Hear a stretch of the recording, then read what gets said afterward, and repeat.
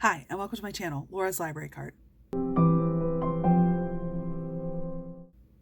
So maybe my slump is over. I think my last video on my channel was all about how I've been in a slump for months, and I might have broken that on my vacation. Yes, that's right. In the first week of May, I took a lovely vacation. I went on an Alaskan cruise with my husband, and it was amazing and wonderful.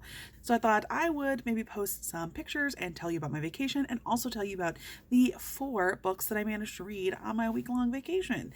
Thought two birds, one stone, wanted to share and kind of have some memory making opportunities here for my Alaska cruise. And I also read 4 books while I was on the trip, so I want to tell you about them. So our trip was through Royal Caribbean, and we did a round trip 7-night vacation that was left from Vancouver and came back to Vancouver. I saw a lot of options that were like just northbound or just southbound, and I didn't want to deal with flight stuff that way. So we left from Vancouver, set sail. It's kind of like basically the first day and the last day are basically travel days for most of the day.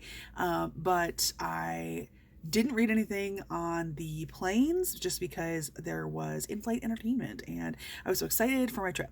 So the first day on the cruise, after that first like half evening, was a sailing day, and so there was stuff to do around the ship. But honestly, over the course of the cruise, like, we didn't really do a ton of the events that were offered there. We went to a couple things, but for the most part, I just wanted to relax, take things easy. This was an Alaska trip. It was not exactly a lounge by the pool kind of trip, but I did read a couple books. So the first book that I finished on my cruise was The Fine Print by Lauren Asher. So this is the first book in the Dreamland Billionaires series, and I'd heard some buzz for this whole series on BookTube and previously, and I finally got around to the first book. Let me just preface this by saying that I finished 4 books on this cruise, so maybe my slump is broken, but I didn't give any of them more than a 3-star. So does that mean that my slump is broken if I didn't like have a real winner?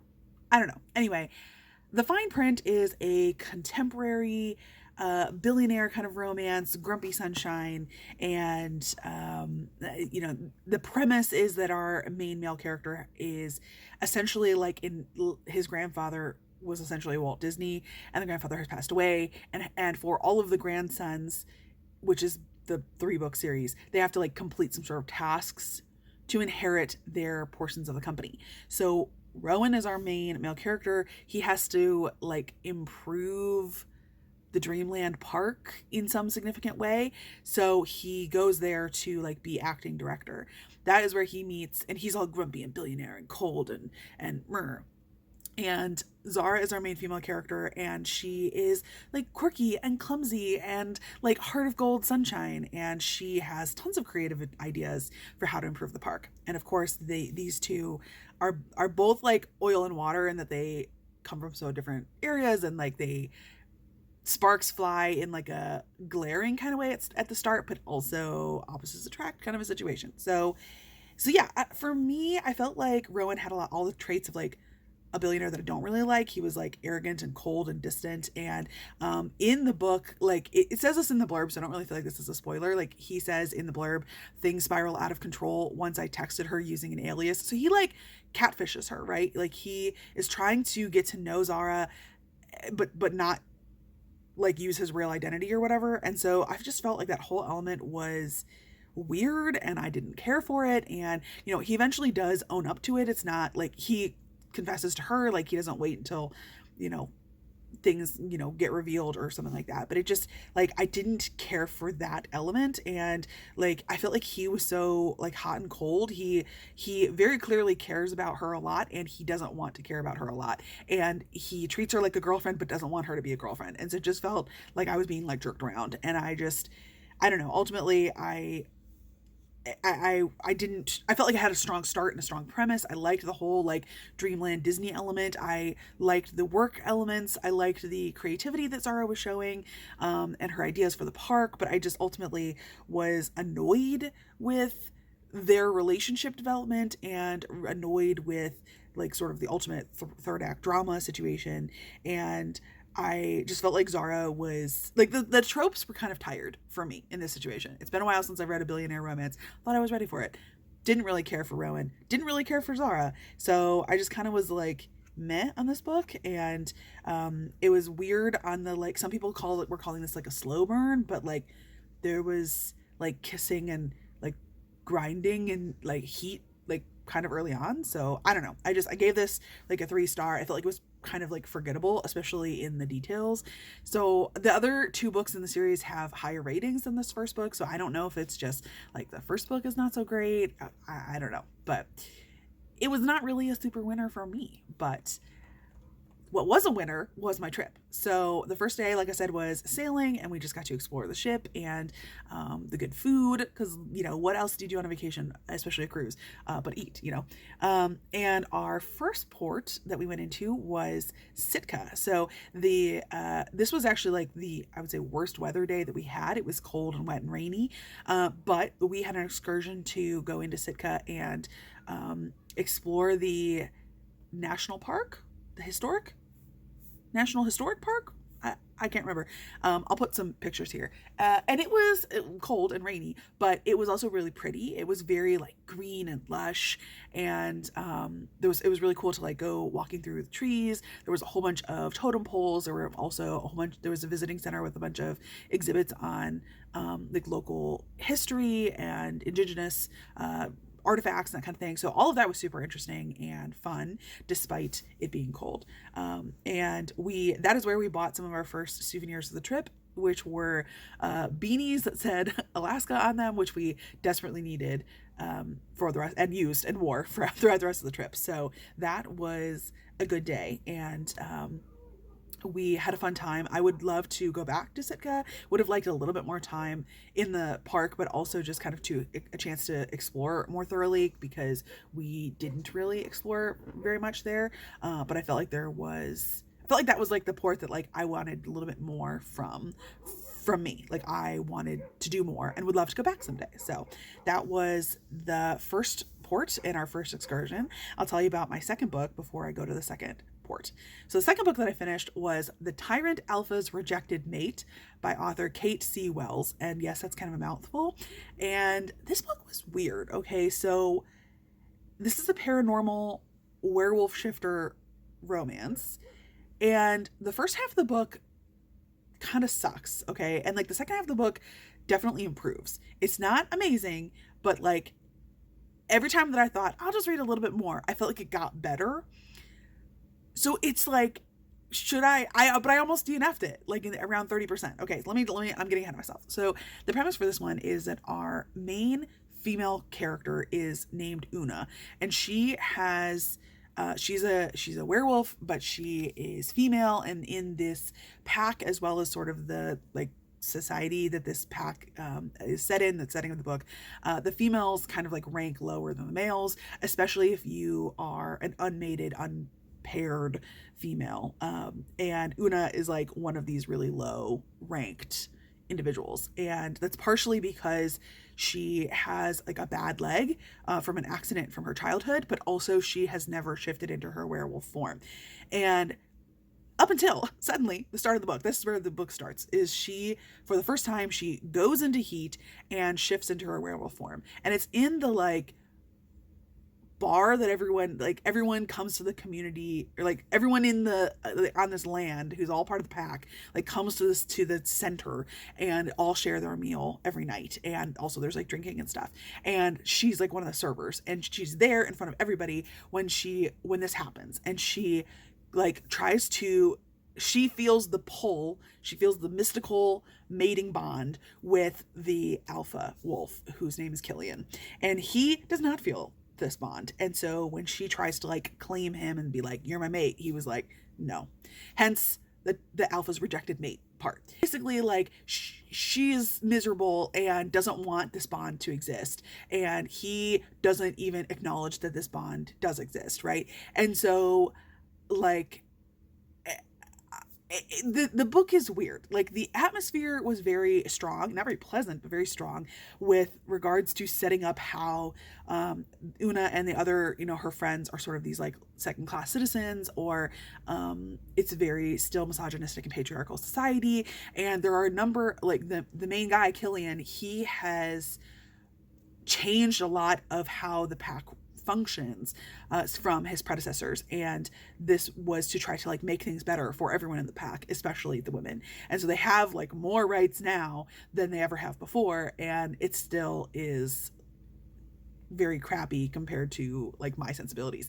And there are some of the people in the pack, especially like older dudes, who like want things to like go back to the way they used to be. And so the atmosphere is very like oppressive and patriarchal and like problematic, and it's like a bummer. And so I felt like that was a strong element, but like kind of different to what I was expecting when I was going into it. And then also, like, one of my biggest problems, and one of the reasons why I almost DNF'd, is because Killian also kind of sucks, right? Like, he is definitely, like, I wouldn't say he was necessary. He kind of is a tyrant, which is in the title, because like he definitely like rules things, like it's his word is law, etc.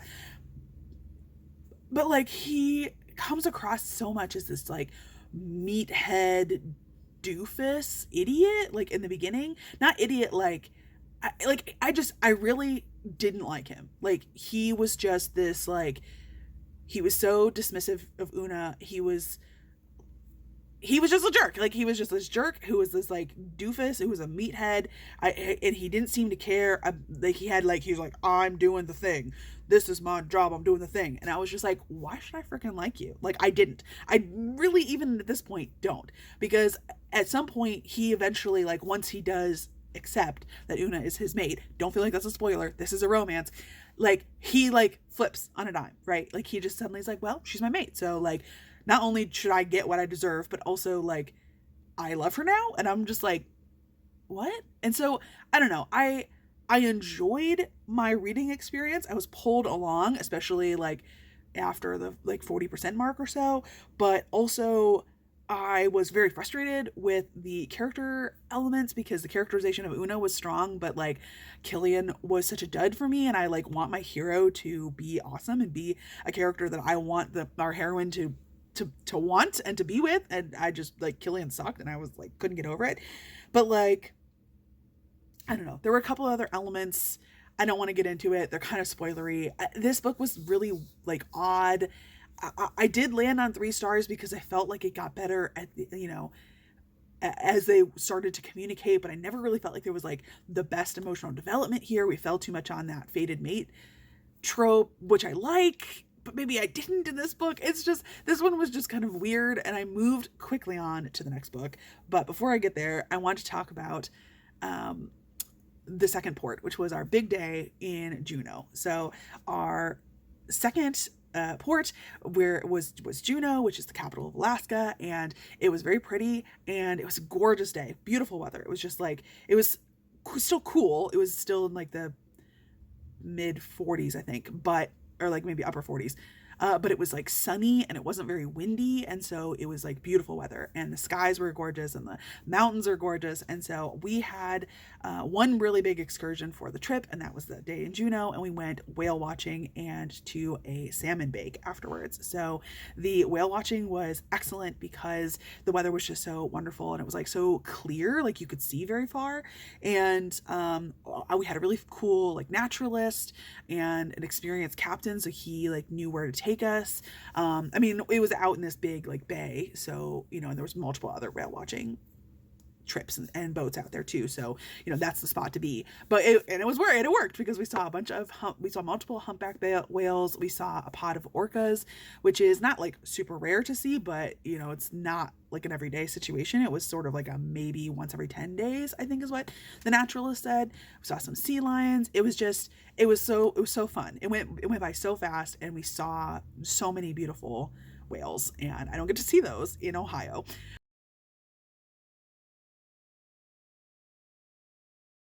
And then after the whale watching excursion part, which was awesome and beautiful, we went to this salmon bake, which was also beautiful. It had like fairy lights and picnic tables and was alongside this lovely stream where the salmon spawn. It's not the right time of year for salmon to spawn, so we didn't get to see them, but we got to like walk just like a minute upstream, and there was beautiful waterfall.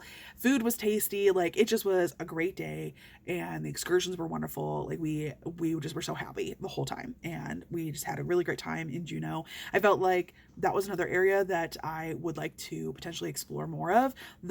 When we got dropped back off to the ship and kind of had a chance to walk down the main stretch that's like closest to the ship. We saw the Red Dog Saloon, which is like famous, and there's a whole bunch of shops right along the way that, you know, some of them are like, I don't want to say kitschy, but some of them are more touristy, and some of them are more local people and like locally made stuff. So there's a lot of jewelry shops, but Juneau was cool. I felt like there was more to explore. It felt kind of like sprawling in a way, and I felt like we only got to see like a really small part of it. So I would totally go back and enjoy Juneau because it was a good time. And then the third day, or the day after that, was our third and fourth port. But I'm going to tell you about my third book that I finished on the cruise first. So the third book that I finished on the cruise was The Frat Boy by Nikki Sloane. So in this book, our main characters are Colin and Madison. At the start of the book, they're both in a fraternity and a sorority, and they're participating in some sort of like competition amongst all the Greek houses. And Madison sees a guy from Colin's fraternity who is cheating in the tournament, and it makes it so that she loses, her sorority loses. And she's upset about this, but no one believes her that he cheated. It wasn't Colin who cheated, but then Colin and Madison get into this huge fight, and then the fight causes like a mud fight, and like people get injured, and it's like a problem.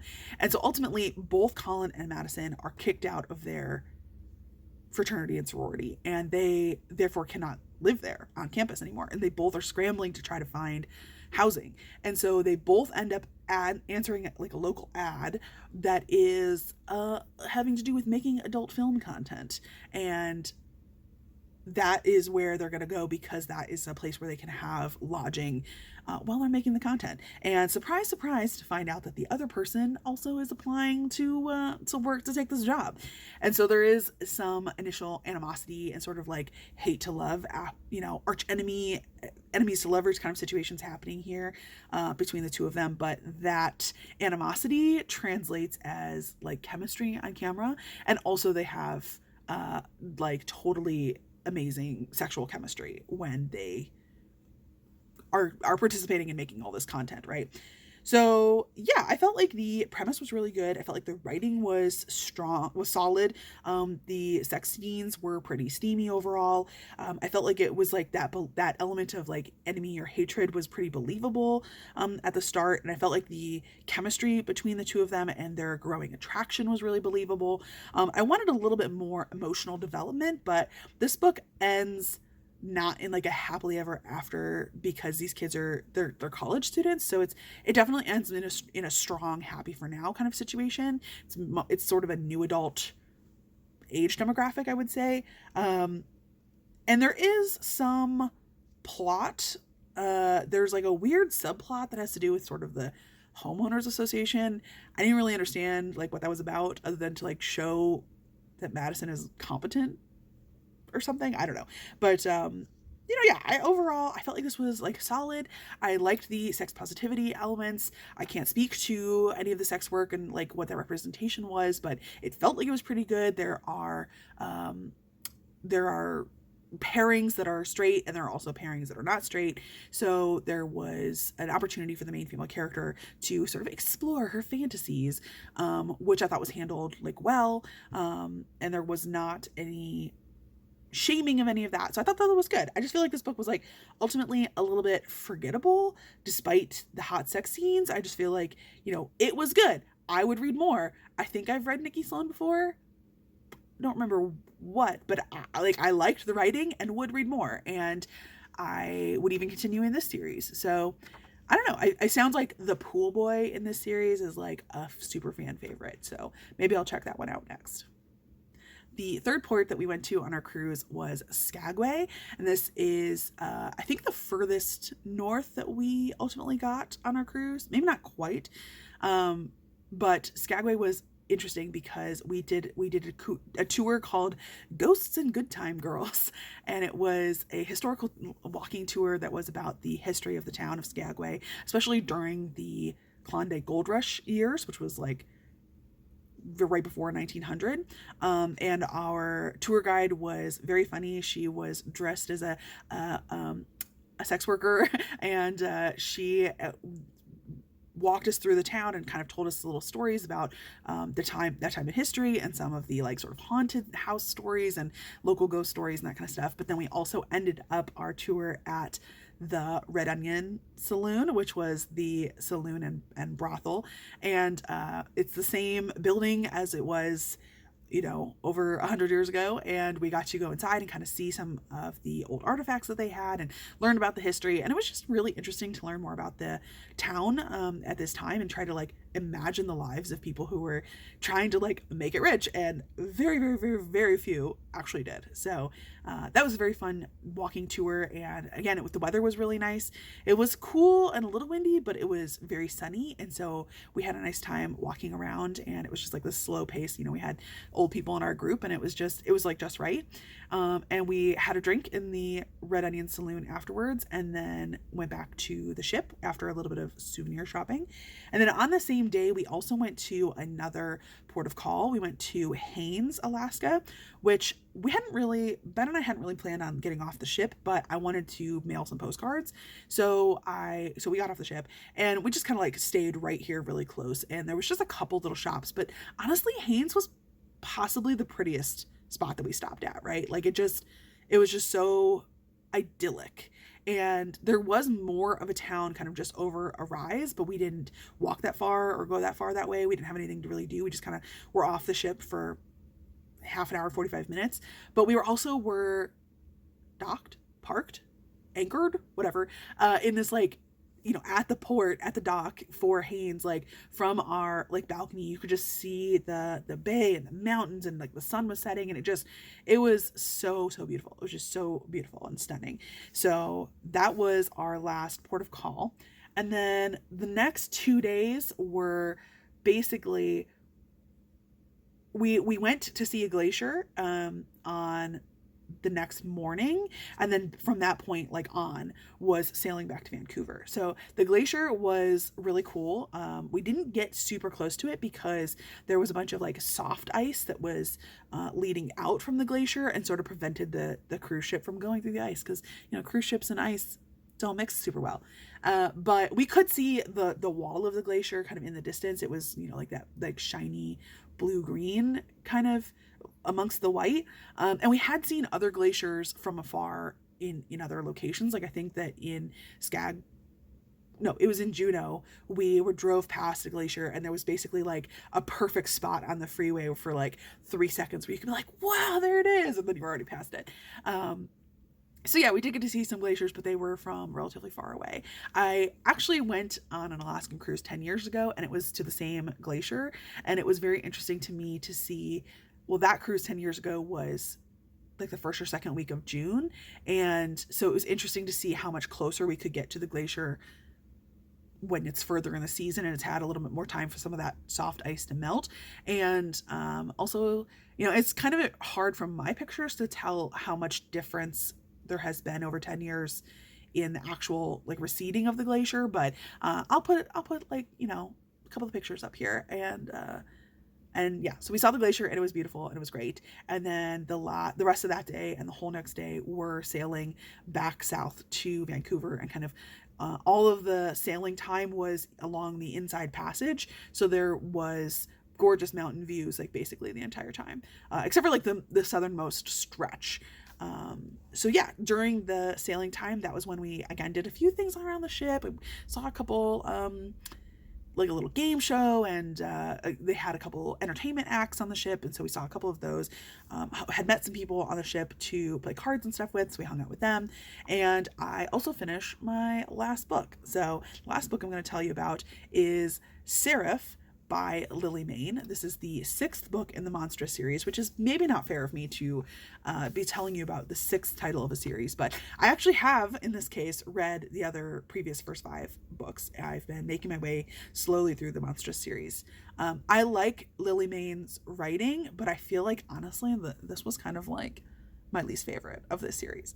So the premise for this book is that Seraph is a character we've seen briefly in one of the previous books. He is a like monster beastie that is in a cage that Gloam and Rig brought across the wastes to the raider camp with them because he was too dangerous to like let out of the cage, right? So Seraph is like this like rabid beast, and Lilac is our main human male character, and Lilac is the raider camp's like I don't know, like he's the killer, he's the enforcer, he's like the Lilac is the one who kills monsters when it needs to happen to protect the people in the camp, right? And he feels really drawn to Seraph, this like beast in the cage, and ultimately there are these like shots from the military that they're giving to Seraph, and those are going to run out, and you know all that from a previous book. And so this book is about like what happens when those shots run out, and like how does Seraph recover, or does he, and like how does a relationship bloom between Lilac and Seraph, right? My frustration was that like this one has less plot than any of the other books. There's not a road trip kind of travel situation, which is fine. Like I don't need to have a ton of plot in my books, but there was also like somehow even less emotional development, in my opinion, than any of the other books, which is saying something considering I feel like most of the other books are not strong on emotional development. So I was frustrated because Seraph spends like literally at least half of this book in the cage, and for most of the time that he's in the cage, a lot of the time that he's in the cage, a huge chunk of this book, he is this like screaming murderous monster. Like he is this rabid beast. He's not communicating with anybody. He's like seems to be intelligent, but he's dangerous. And like when people get too close, they get hurt. And he is like, he might be smart, but like, or like, you know, intelligent, but like he's mad, like he's rabid. It's just like, so to me, there was no development happening there. Like Lilac was feeling bad for him, and Lilac was, you know, empathetic and sympathetic to the whole situation, but like there was sex stuff happening while he was still in the cage. Okay. I never felt like it connected to Seraph. I did not like the two of them, like together. I like Seraph honestly sort of felt like an animal for a lot of this book, you know, like sort of like a gorilla, like, oh, like smart, but like dangerous. And I was like, that's not a creature that I want to have sex with, right? So I don't know. I liked Lilac. I liked Lilac's protectiveness. I did eventually, by the end of the book, feel like Seraph was like a sweet bean who needed protection, but like the route to getting there was not doing it for me. And I didn't like any of the sex stuff. Like, I, at least in previous books, usually find the sex stuff hot. And in this book, there was multiple things that was happening that I was like, not for me. No. So I don't know. I felt like the ratings on Seraph are like strong. And so many people like love Seraph and feel like he's like, oh my gosh, like he was so like heartbreaking. And like I just like really felt for him. And like, yes, is it like monstrous, his backstory and that kind of thing? Yeah. But I don't know.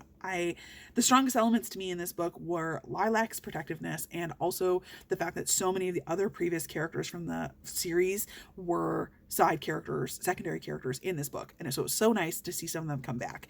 But like the relationship between Seraph and Lilac wasn't it for me. And so, yeah, I just did not land super well. But I landed well.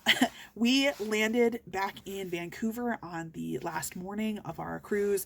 We, like I said, we had kind of a whole travel day on the way back, lots of flights, or like, you know, 2 flights there and 2 flights back. So, you know, it was a day full of travel, and I kind of brought home souvenirs and a little bit of a sniffle, but I'm kind of, I got over that within a couple days, but I had an amazing time. I hope that you have enjoyed listening to me talk about my cruise and putting up some of the pictures here.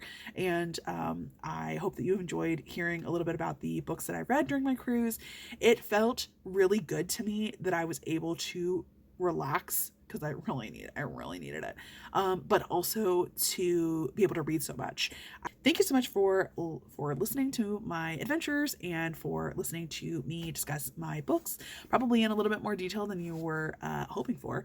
But yeah, leave any comments down below if you have any questions about my trip. I'll try to answer stuff if I can. And I would totally go back to Alaska. Not sure I would cruise there again, but I had a really fantastic time, and it was gorgeous and beautiful and wonderful. And I got to spend the time with my husband, and I got to relax and read a bunch of books. So for me, it was totally successful.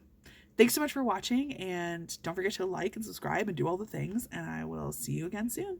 Bye.